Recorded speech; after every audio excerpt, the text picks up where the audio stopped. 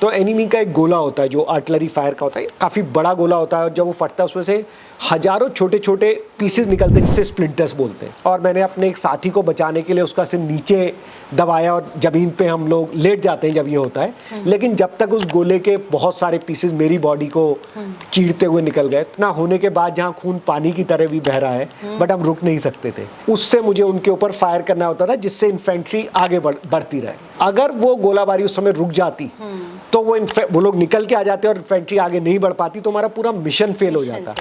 आप देखिए उस इतना भीषण अटैक में उसमें कैप्टन विजयन थापर, मेजर आचार्य, कैप्टन केंगरूस, 3 ऑफिसर्स की कैजुअलिटी हुई जो किसी अटैक में नहीं हुई। और उसी हाथ को सिर के ऊपर बांध के वो शायद लाइफ की सबसे डिफिकल्ट वॉक होगी जो थी। हम इस जगह बैठ के प्लान बना रहे थे।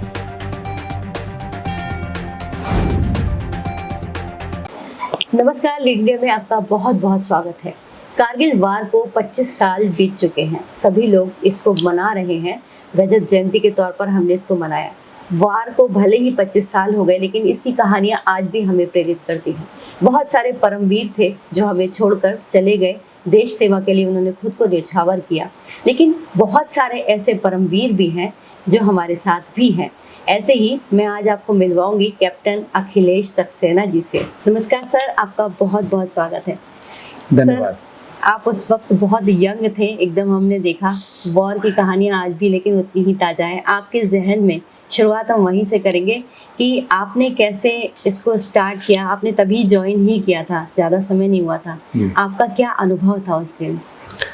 तो देखिए, जो एक फौजी होता है वो यूनिफॉर्म पहनता है तो वो उसी दिन के लिए पहनता है जब उसे अपनी मातृभूमि की जिस दिन के लिए रक्षा करनी है। जो भी आपकी ट्रेनिंग है, जो भी आपका प्रशिक्षण है, वो उसी पल के लिए, उसी कुछ दिनों के लिए है जब आप देश के लिए वो आगे अपनी जान लगाने की हैसियत रखते हैं। तो कुछ ही दिन बाद वहाँ से हम जब टोलोलिंग में पहुंचे, जहाँ टोलोलिंग पे दुश्मन ने कब्जा कर रखा था, तो बहुत कठिन स्थिति थी और ये भारत के लिए सबसे कठिन लड़ाई थी। और टेम्परेचर इवन -18 डिग्री सेंटीग्रेड था, जहाँ पे एक एक कदम बढ़ाना मुश्किल था।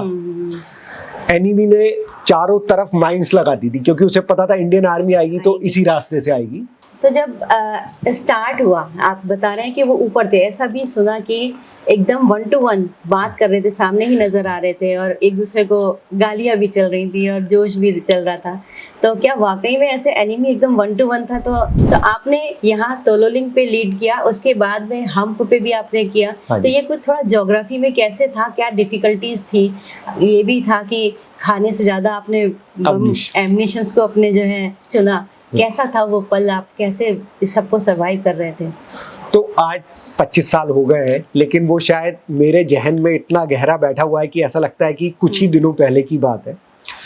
तो पहली बात तो जब हमें टोलोलिंग का लक्ष्य मिला था तो वो पहाड़ी इतनी कठिन थी क्योंकि उसके लास्ट में बिल्कुल 300-400 मीटर की सीधी चढ़ाई थी जिसपे चढ़ना बहुत मुश्किल था, बिल्कुल क्लिफ था।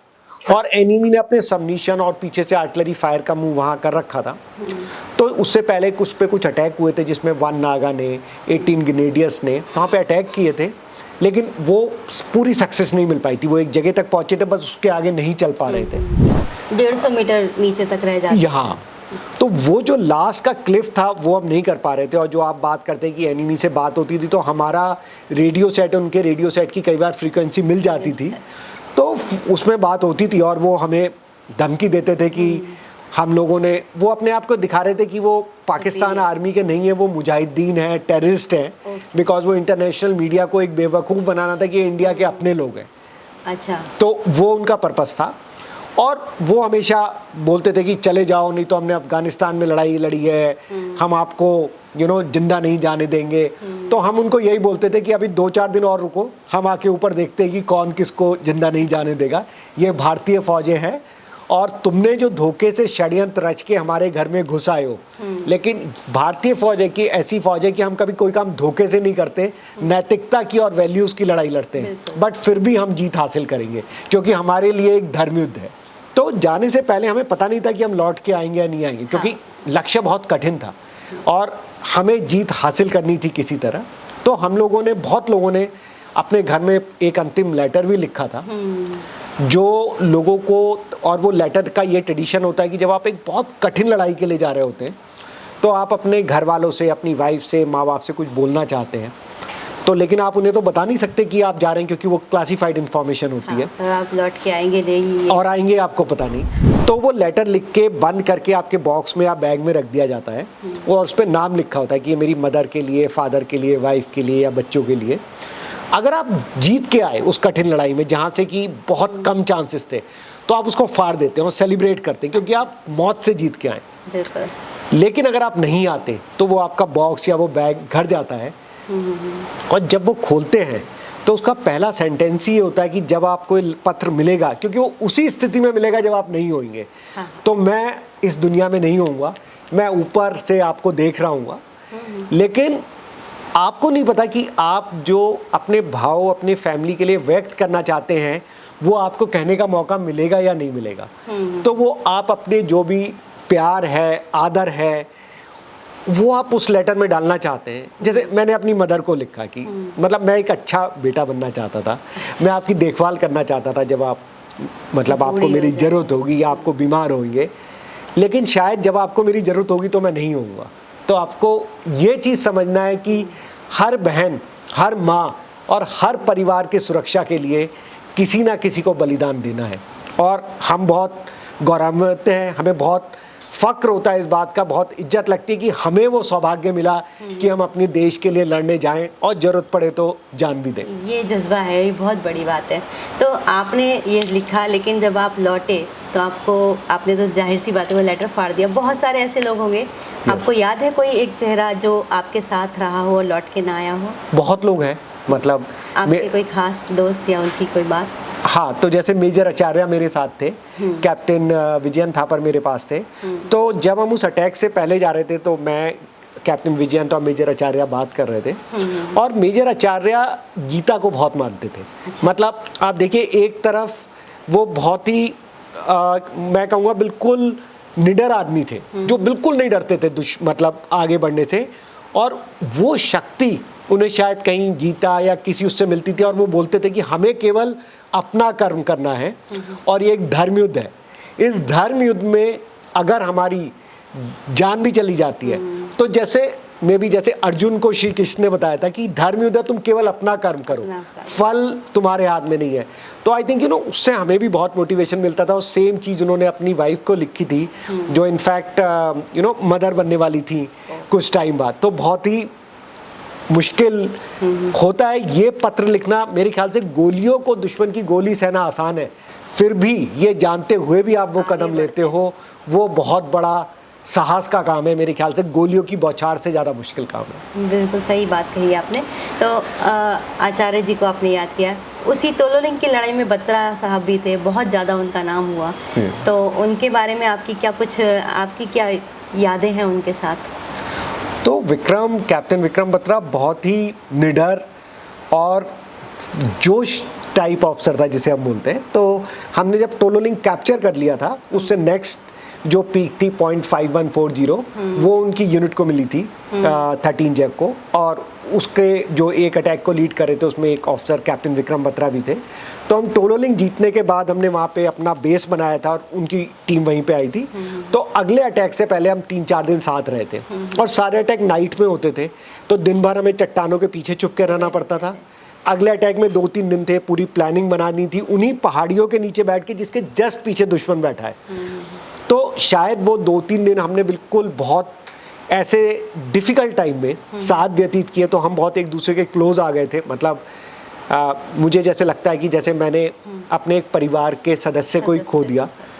और हमारे बहुत डिस्कशन हुए लाइफ के बारे में कि कितने ऑफिसर्स हैं, कितने लोग सर्व करते आर्मी में, बट शायद कितने लोगों को लड़ने का मौका भी नहीं मिलता, ऐसे ही लोग रिटायर हो जाते हैं। हमें ज़िंदगी ने वो सौभाग्य दिया है कि इतनी कम सर्विस में, इतनी कम एज में हमें लड़ने का मौका मिला है और आगे बढ़ के लीड करने का मौका मिला है अपने देश की सेनाओं को। मतलब अपने सपने तो डिस्कस होते ही हैं, लेकिन हर बार यही डिस्कशन ज़्यादा होता है कि हमें मौका मिला। तो और उसके साथ ये भी होता है कि हाँ, मेरे माँ बाप हैं, लाइक जब उन्हें पता चला कि मेरी अभी शादी हुई है, उन्होंने मुझे ये बोला आपकी अभी नई शादी हुई थी लेकिन फिर भी उसकी चिंता करते हुए आपने टोलोलिंग में विजय हासिल की, जो हमारी पूरी लड़ाई का एक निर्णायक पॉइंट था, बहुत बड़ा। बहुत बड़ी और उनका उससे देख के वो और जोश में आ गए कि मैं अभी 0.5140 पे झंडा फहरा के ही रहूँगा। और जब मैं उन्हें बता रहा था कि पाकिस्तान के लोग बहुत धोखे से फायर करते हैं, स्नाइपर ऑफिसर को टारगेट करते हैं जिससे लीडर को मार दें तो अटैक हो जाए, तो उन्होंने वही बोला कि सर आप उसकी चिंता मत करो, वो तो गोली अभी बनी नहीं है जिसपे कैप्टन विक्रम बत्रा का नाम हो, बस आप ये तैयारी रखो, मैं जीत के आता हूँ, हम लड़ाई जीतेंगे, बस एक आपको प्रॉमिस करना है कि जब मैं शादी करूंगा तो आप मेरी शादी में आएंगे। तो मैंने विक्रम को प्रॉमिस किया था कि जहाँ भी पोस्टेड होऊंगा, जिस भी कंडीशन में होऊंगा, मैं तुम्हारी शादी के लिए ज़रूर आऊँगा और हम शायद मिलके डांस करेंगे। बस शायद भाग्य को कुछ और मंजूर था और उन्होंने अपना सर्वोच्च बलिदान दिया और हम सबको बहुत प्राउड मोमेंट होता है कि वो, बट शायद उनके साथ, इन सब के साथ, उनके साथ, कैप्टन विजयंत के साथ, मेजर आचार्य के साथ, ऐसा लगता है कि ज़िंदगी का, हमारी लाइफ का एक पार्ट उनके साथ चला गया। तो आसान नहीं है लड़ाई की इस भीषण परिस्थितियों से वापस आके सामान्य ज़िंदगी जीना। चलिए, लड़ाई की बातें तो हुई, उसके बाद में फिर एक आपने बताया कि वो सब कुछ एक लड़ाई देखने के बाद या आर्मी की लाइफ के बाद एक नॉर्मल लाइफ में आना कठिन होता है। आपने कैसे इसको चुना कि मैं एक युवाओं को मोटिवेट करूंगा, या कैसे आपने? तो मैं तो कभी आर्मी से बाहर नहीं आता, लेकिन जो थर्ड अटैक था टोलोलिंग में हमने विजय हासिल की, फिर मैंने हम की लड़ाई में, मैं उनका FO था, आर्टिलरी का फायर, वो हमने विजय प्राप्त की। और जो तीसरा मेरा अटैक था 3 पिंपल्स एरिया, वो बहुत ही भीषण लड़ाई थी, बहुत कठिन लड़ाई थी। एक तो जब वो हमने अटैक किया तो फुल मून नाइट थी, तो एनिमी हमें बिल्कुल रात में भी देख सकता था, और हमारी लोकेशन जैसे अटैक करने से पहले ही रिवील हो गई थी एनिमी को। तो लगातार हमने वो अटैक शुरू किया, एनिमी के गोले पहले टाइम से बरसने लगे थे। इनफैक्ट जब हम इकट्ठे ही हुआ था वहाँ पे भी हमारी कई कैजुअल्टी हो गई थी, लेकिन फिर भी हमने वो अटैक जारी रखा। और जब मैं एनिमी के, हम लोग आगे बढ़ते रहे, काफ़ी लोगों की उसमें इंजरी भी हुई थी, बट हमें अपने लक्ष्य को पाना था किसी भी हालत में। हम केसरिया बाना पहन के निकले थे और जीत के आना था या वापस नहीं आना था, ये बिल्कुल पक्का था। और जब हम एनिमी के काफ़ी पास थे, तो एनिमी का एक गोला होता है जो आर्टिलरी फायर का होता है, काफ़ी बड़ा गोला होता है, और जब वो फटता है उसमें से हजारों छोटे छोटे पीसेस निकलते हैं जिससे स्प्लिंटर्स बोलते हैं। हाँ। तो वो बिल्कुल आके फटा और मैंने अपने एक साथी को बचाने के लिए उसका सिर नीचे दबाया, और ज़मीन पे हम लोग लेट जाते हैं जब ये होता है, लेकिन जब तक उस गोले के बहुत सारे पीसेस मेरी बॉडी को चीरते हुए निकल गए, तो मेरे पूरे लेफ्ट हैंड से पूरी हथेली निकल गया, हाँ, इंजर्ड थे, और पैर से भी काफ़ी छोटे छोटे पीसेस निकल गए। बट बहुत निर्णायक पल था, क्योंकि उस समय इतना होने के बाद जहाँ खून पानी की तरह भी बह रहा है, बट हम रुक नहीं सकते थे, क्योंकि उस समय जो हमारे कमांडोज थे वो उस हाइट्स पे चल रहे थे, और अगर एनिमी वहाँ पे नहीं, हम एनिमी को उस समय नहीं करेंगे, उसको नहीं रोकेंगे, उनके ऊपर गोलाबारी नहीं करेंगे। बैकफायर देने का था उस वक्त। मैं इन्फेंट्री के साथ आगे बढ़ता था, FO और जो आर्टिलरी की गने थी उससे मुझे उनके ऊपर फायर करना होता था, जिससे इन्फेंट्री आगे बढ़ती रहे। अगर वो गोलाबारी उस समय रुक जाती तो वो लोग निकल के आ जाते और इन्फेंट्री आगे नहीं बढ़ पाती, तो हमारा पूरा मिशन फेल हो जाता। आप देखिए उस इतना भीषण अटैक में, उसमें कैप्टन विजयन थापर, मेजर आचार्य, कैप्टन केंगरू, 3 ऑफिसर्स की कैजुअल्टी हुई जो किसी अटैक में नहीं हुई। मैं बुरी तरह से इंजर्ड हुआ, इवन हमारे डॉक्टर तक के स्प्लिंटर्स लगे थे। और जब फिर हम फायर करते रहे आर्टिलरी का, और उसके बाद मेरे इतना खून निकल गया था कि मैं मूर्छित हो गया। अधिकतर लोगों की डेथ बहुत ज़्यादा ब्लड के लूट से हुई थी। और जब मुझे होश आया तब तक हम विजय हासिल कर चुके थे। तो बहुत, इस हालत में भी वो गौरव का पल मुझे आज तक याद है। लेकिन डिफ़िकल्टी ये था कि अब वहाँ से वापस जाना, क्योंकि हम 4-5 घंटे आगे आ चुके थे, तो जो मेडिकल ऑफिसर है वो इतना पीछे है। बट शायद जिंदगी से कभी हार ना मानने की कसम खाई थी कि ट्राई करेंगे। सोच लिया था कि मुझे यहीं डटे रहना है, वापस जाना है, सही होके अगले अटैक के लिए आना है। अच्छा, अगले अटैक की भी यस, क्योंकि अभी तो पूरा लक्ष्य पूरा नहीं हुआ था, बहुत सारी पहाड़ी उनके कब्जे में थी। तो मैंने कहा मैं हिम्मत नहीं हारूंगा, और उसी हाथ को सिर के ऊपर बांध के, वो शायद लाइफ की सबसे डिफ़िकल्ट वॉक होगी जो थी। कितनी बार बेहोश हुए, गिरे, बट वो पूरी हुई। और वहाँ पहुँच के फिर मैं अपना होश खो बैठा। फिर बहुत सारे ऑपरेशन हुए, 1 साल तक हॉस्पिटल में रहा। तो क्रिटिकल इंजरी की वजह से मुझे आगे जाना नहीं था। तब मैंने फैसला किया कि क्या हुआ, घायल होने की वजह से अगर अभी मैं फील्ड में नहीं जा सकता या सर्व नहीं कर सकता, मैं देश को सर्व कर सकता हूँ। और मैं ये एक मैसेज देना चाहता हूँ सबको कि आपको अपने देश को सर्व करने के लिए ज़रूरी नहीं है आप यूनिफॉर्म में हो, बहुत तरीके हैं सर्व करने के। आप मीडिया में हो सकते हैं, आप लोगों को सही पॉजिटिविटी दे सकते हैं, नेशनलिज्म कर सकते हैं, आप एक डॉक्टर हो सकते हैं, इंजीनियर हो सकते हैं।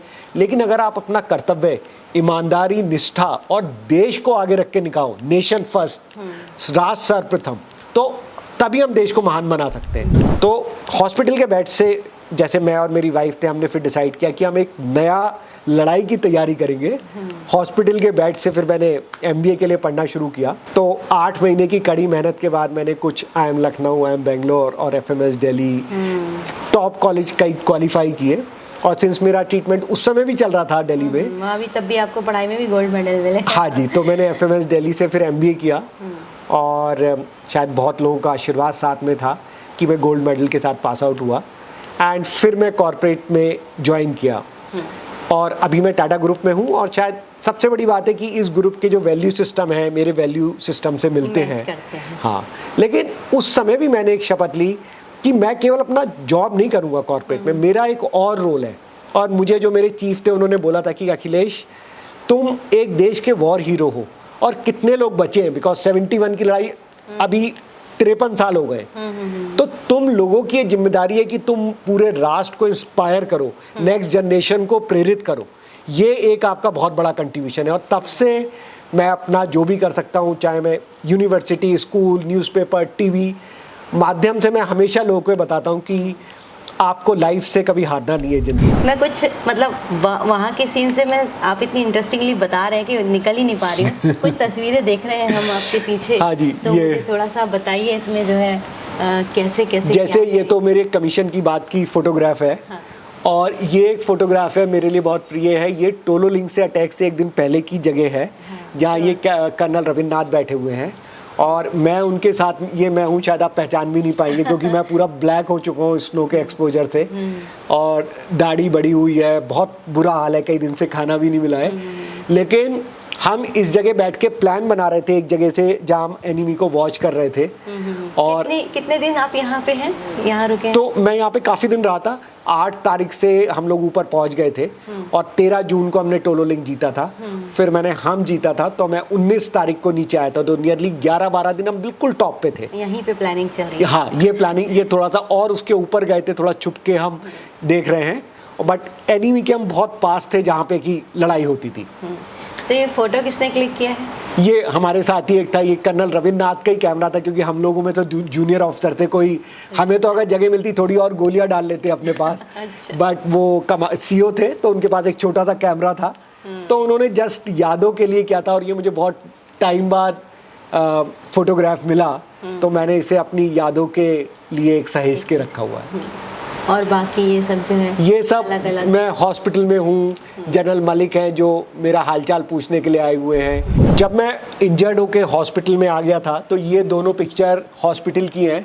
ये मिसेस रंजना मलिक हैं जो जनरल मलिक की वाइफ थी, वो हॉस्पिटल में आके हम लोगों का हौसला बढ़ाती थी और ऐसा लगता था कि पूरा आर्मी एक परिवार है। ये जनरल मलिक हॉस्पिटल में मुझे मिलने आए थे और उन्होंने यही संदेश दिया था कि तुम देश के बहादुर सिपाही हो और जो तुमने किया पूरे देश को गर्व है।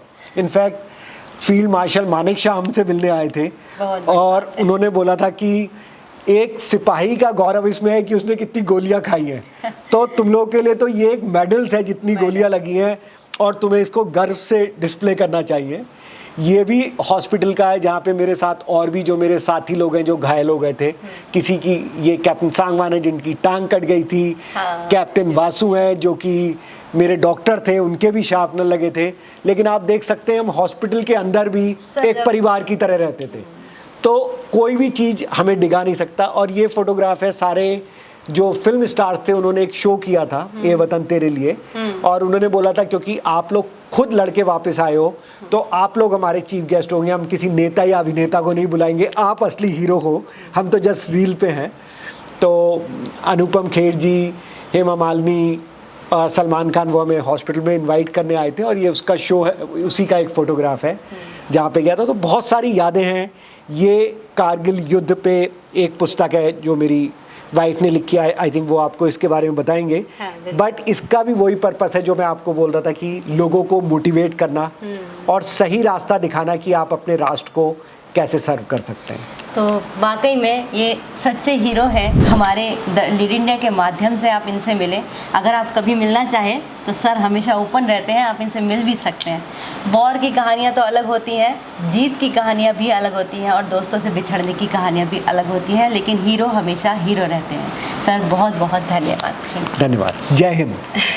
इस वीडियो को लाइक करें, हमारे चैनल को सब्सक्राइब करें। हमारे वीडियो सबसे पहले देखने के लिए बेल आइकन प्रेस करना ना भूलें।